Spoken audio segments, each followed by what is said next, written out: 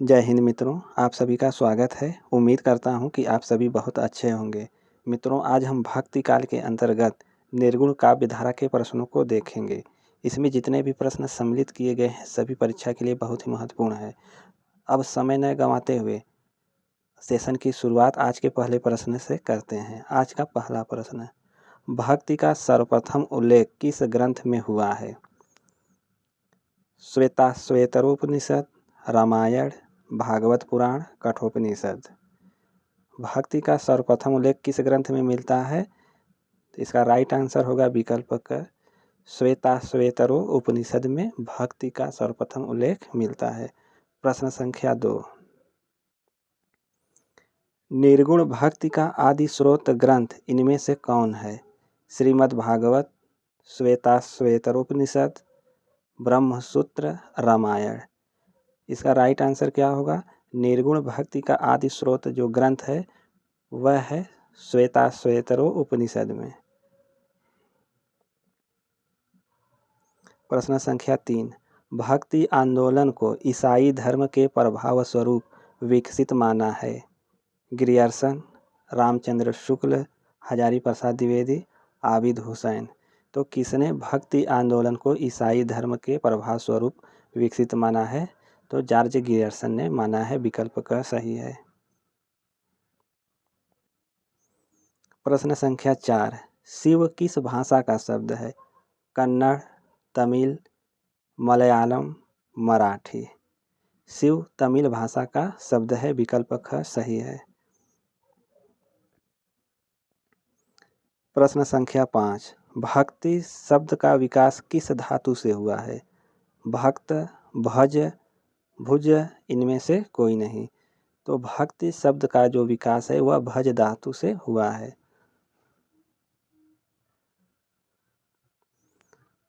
प्रश्न संख्या 6, भक्ति भावना का विकास दक्षिण के आलवार भक्तों से मानने वाले आलोचक हैं? आचार्य नंद दुलारे वाजपेयी, आचार्य हजारी प्रसाद द्विवेदी, राम कुमार वर्मा, डॉक्टर रामविलास शर्मा। तो किसने भक्ति भावना का विकास दक्षिण के आलवार भक्तों से माना है? तो आचार्य हजारी प्रसाद द्विवेदी जी ने माना है। प्रश्न संख्या 7, आचार्य रामचंद्र शुक्ल ने भक्ति का समय निश्चित किया है?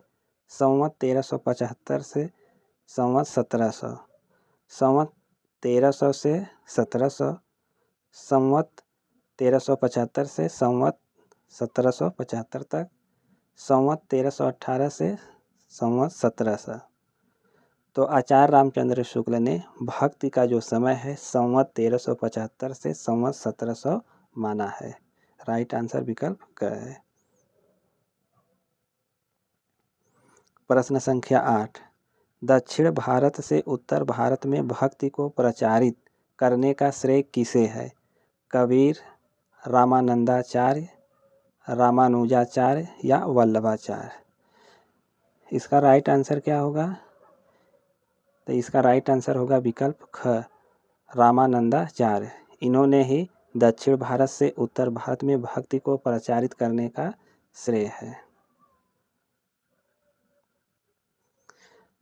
सामान्यतः भक्ति काल की कालावधि मानी जाती है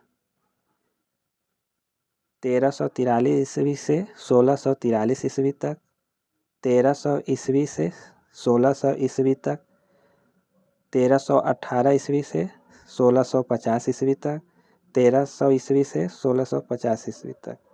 तो सामान्यतः जो भक्ति काल की कालावधि मानी जाती है वह 1318 ईस्वी से 1650 ईस्वी तक।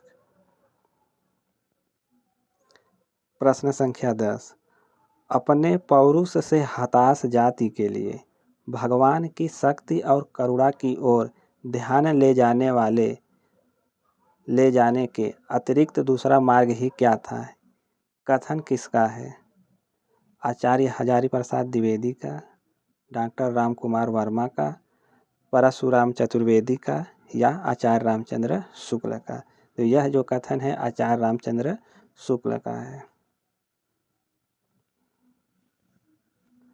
प्रश्न संख्या 11, सगुण भक्ति का मूल भारत का कौन सा भाग माना जाता है? उत्तरी भारत, पूर्वी भारत, दक्षिणी भारत या पश्चिमी भारत? सगुण भक्ति का मूल भारत का कौन सा भाग माना जाता है? तो दक्षिण भारत को माना जाता है।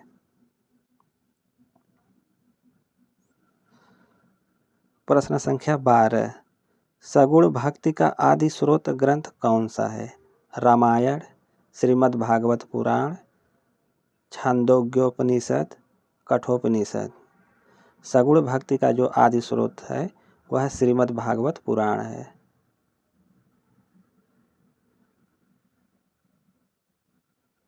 प्रश्न संख्या 13, भक्ति के आद्य आचार्य कौन माने जाते हैं?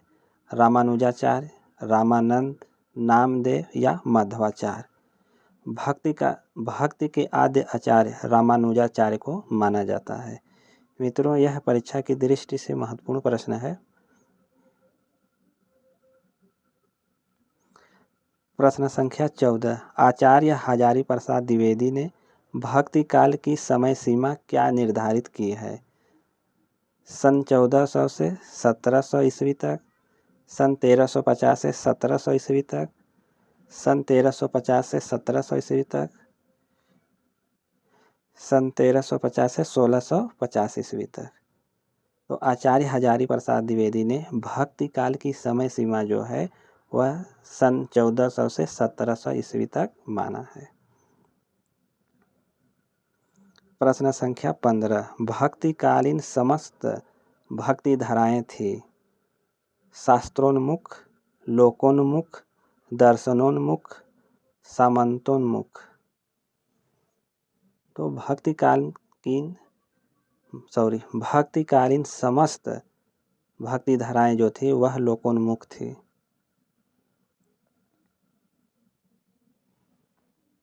प्रश्न संख्या 16, भक्ति काल से तात्पर्य है? विकल्प क, धार्मिक स्तर पर इस्लाम के विरुद्ध एकजुट होने का समय। ख, भागवत धर्म के प्रचारार्थ भक्ति आंदोलनों के सूत्रपात का समय। ग, आदिकालीन वीरदपूर्ण रसात्मक साहित्य की प्रतिक्रिया व्यक्त करने का समय। घ, निराश मनः स्थिति के कारण संसार से विरक्त होने का समय। इसका राइट आंसर क्या हो सकता है? भक्ति काल के तात्पर्य क्या है? भक्ति काल से क्या तात्पर्य है? भागवत धर्म के प्रचारार्थ भक्ति आंदोलनों के सूत्रपात का समय। विकल्प ख सही है।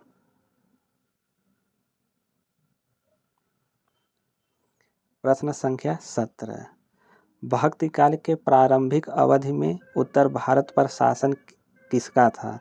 शाहजहां का, अकबर का, सिकंदर लोदी या मोहम्मद बिन तुगलक का?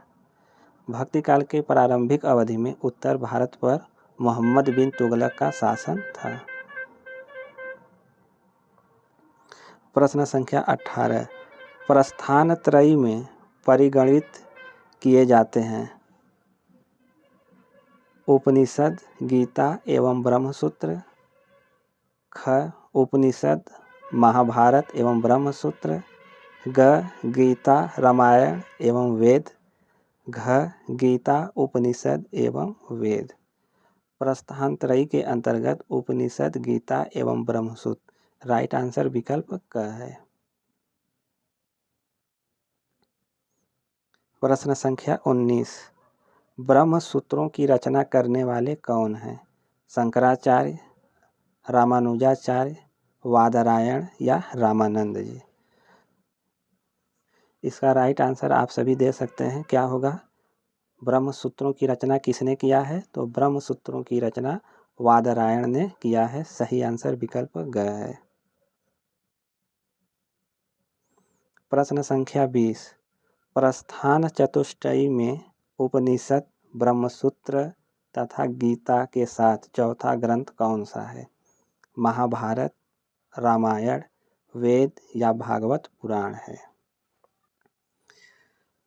प्रस्थान चतुष्टयी में उपनिषद, ब्रह्मसूत्र तथा गीता के साथ जो चौथा ग्रंथ है वह भागवत महापुराण है। सही आंसर विकल्प घ है।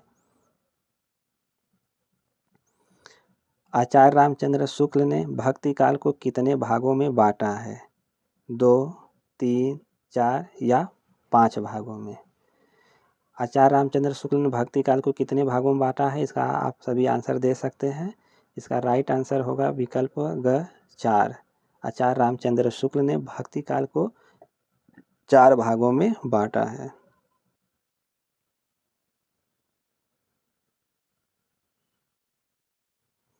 प्रश्न संख्या 22। शंकराचार्य ने किस संप्रदाय की स्थापना की और उसमें पंचदेवोपासना की व्यवस्था की? स्मार्त संप्रदाय, शाक्त संप्रदाय, शैव संप्रदाय, पाशुपत संप्रदाय। शंकराचार्य ने किस संप्रदाय की स्थापना की और उसमें पंचदेवोपासना की व्यवस्था की है? मित्रों, यह परीक्षा की दृष्टि से बड़ा ही महत्वपूर्ण प्रश्न है।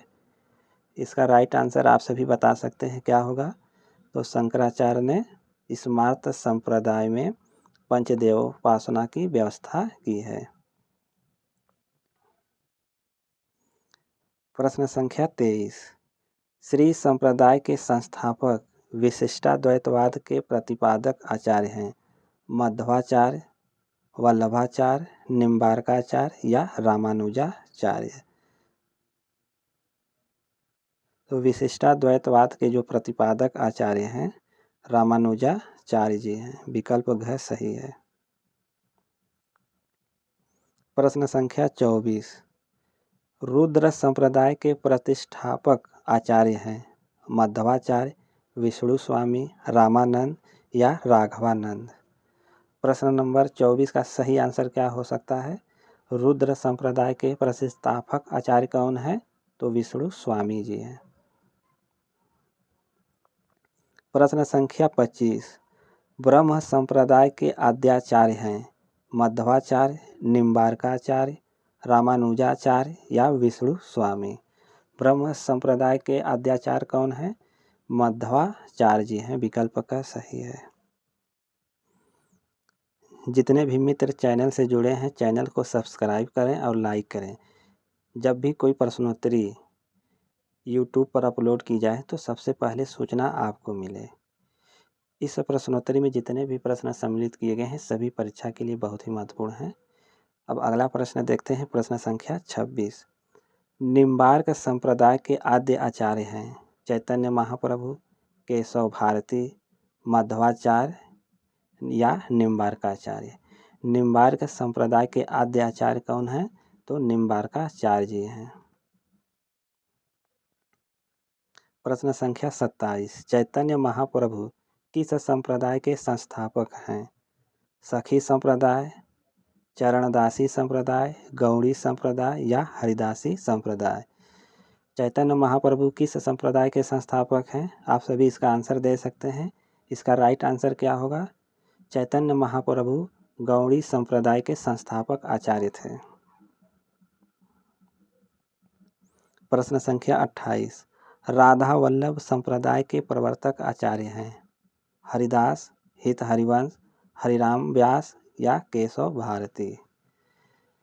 राधा वल्लभ संप्रदाय के प्रवर्तक कौन हैं? राधा वल्लभ संप्रदाय के प्रवर्तक हित हरिवंश हैं। विकल्प ख सही है।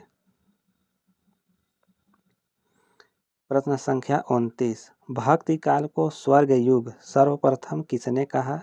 यह पीजीटी 2010 में पूछा गया प्रश्न है जो आगामी परीक्षा के लिए भी बहुत महत्वपूर्ण हो सकता है। भक्ति काल को स्वर्ण युग सर्वप्रथम किसने कहा है? गियर्सन ने, गारसा दत्तासी ने, आचार्य रामचंद्र शुक्ल या हजारी प्रसाद द्विवेदी ने कहा है?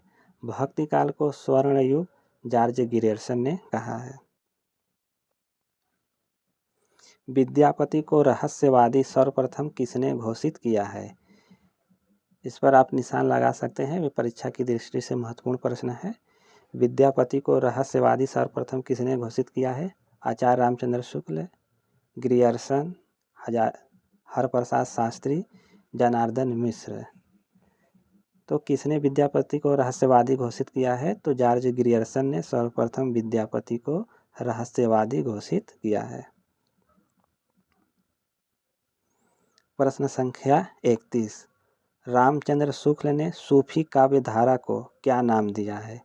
प्रेम काव्य, सूफी काव्य, प्रेमाश्रयिक शाखा, इनमें से कोई नहीं। आचार्य रामचंद्र शुक्ल ने सूफी काव्य धारा को प्रेमाश्रयिक शाखा नाम दिया है।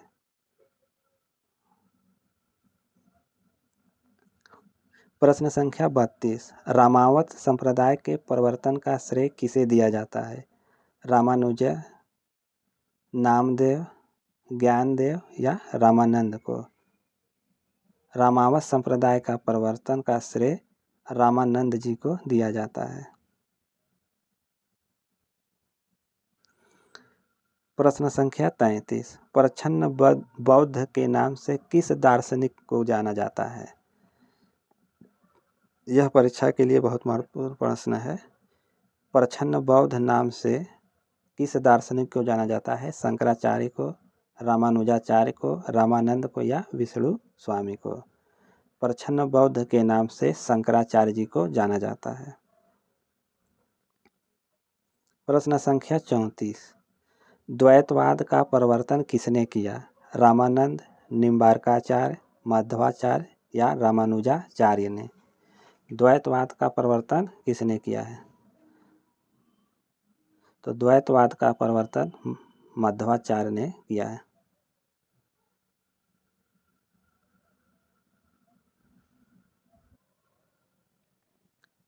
प्रश्न संख्या 35। पांचरात्र में रात्र शब्द का क्या अर्थ है? रात्रि, ज्ञान, आचरण या संसार? पांचरात्र में रात्र शब्द का अर्थ है ज्ञान। प्रश्न संख्या 36। आचार्य रामचंद्र शुक्ल ने भक्ति आंदोलन के उदय का प्रमुख कारण किसे माना है? हिंदुओं की पराजित मनोवृत्ति, ईसाई धर्म का आगमन, सहज भक्ति भावना का उदय या इनमें से कोई नहीं। आचार्य रामचंद्र शुक्ल ने भक्ति आंदोलन का उदय का प्रमुख कारण हिंदुओं की पराजित मनोवृत्ति को माना है। विकल्प का सही है। प्रश्न संख्या 37। आचार्य रामचंद्र शुक्ल के अनुसार कबीर ने ज्ञान मार्ग की बातें कहाँ से ली है? सिद्धों से, हिंदू शास्त्रों से, कुरान शरीफ से, भागवत पुराण से? आचार्य रामचंद्र शुक्ल के अनुसार कबीर ने ज्ञान मार्ग की जो बातें हैं हिंदू शास्त्रों से लिया है।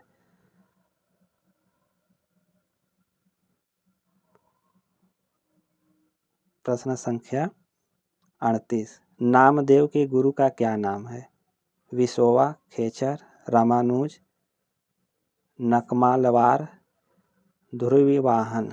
नामदेव के गुरु का नाम विसोवा खेचर था। विकल्प का सही है।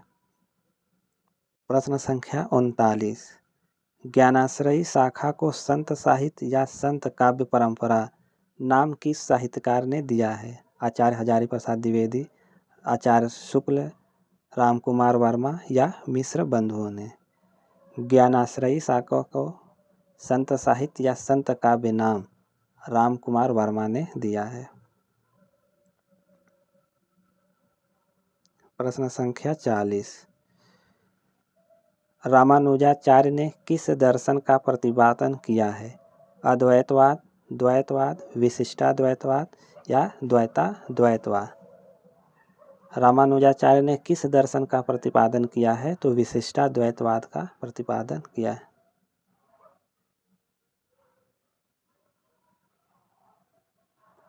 प्रश्न संख्या 41। माधवाचार्य ने किस संप्रदाय की स्थापना की? गौड़ी संप्रदाय, निम्बार्क संप्रदाय, श्री संप्रदाय या ब्रह्म संप्रदाय? माधवाचार्य ने ब्रह्म संप्रदाय की स्थापना की है।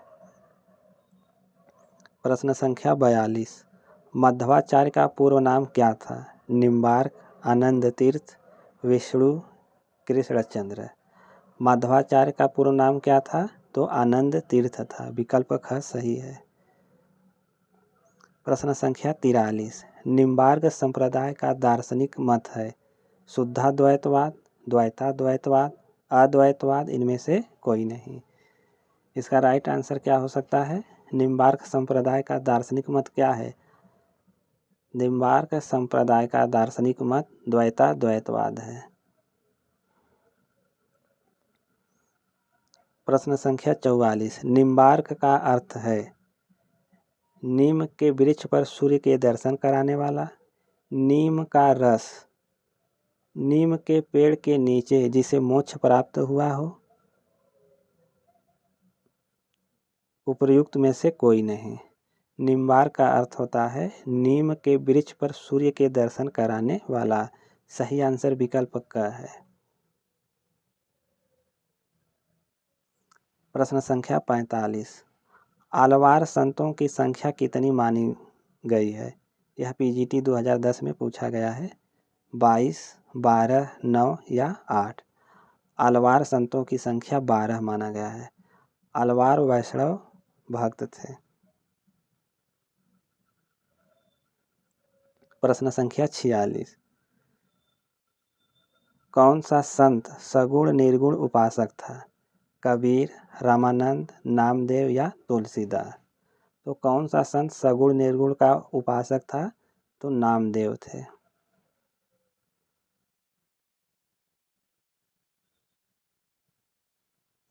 प्रश्न संख्या 47। वल्लभाचार्य द्वारा प्रवर्तित दर्शन क्या कहलाता है? यह पीजीटी 2010 में पूछा गया प्रश्न है जो आगामी परीक्षा के लिए महत्वपूर्ण हो सकता है।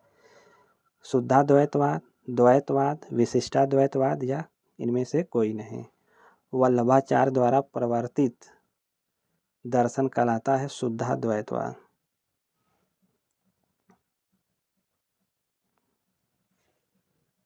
प्रश्न संख्या 48।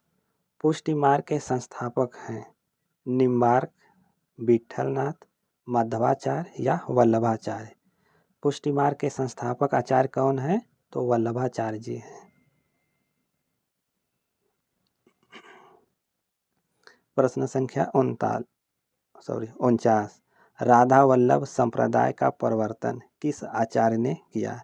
हित हरिवंश स्वामी, निम्बार्काचार्य, वल्लभाचार्य या विष्णु स्वामी? राधा वल्लभ संप्रदाय का प्रवर्तन किसने किया है? तो हित हरिवंश स्वामी जी ने किया है। प्रश्न संख्या 50। गोवर्धन पर्वत पर 1519 ईस्वी में श्रीनाथ का मंदिर किसने बनवाया? विट्ठलनाथ, वल्लभाचार्य, सूरदास या निम्बार्क?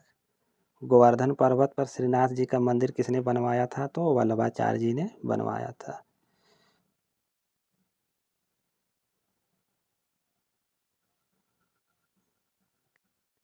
मित्रों, आज की प्रश्नोत्तरी को यहीं पर समाप्त करते हैं। यह प्रश्नोत्तरी आप सभी को कैसी लगी? आप सभी कमेंट बॉक्स के माध्यम से इसका जवाब दे सकते हैं।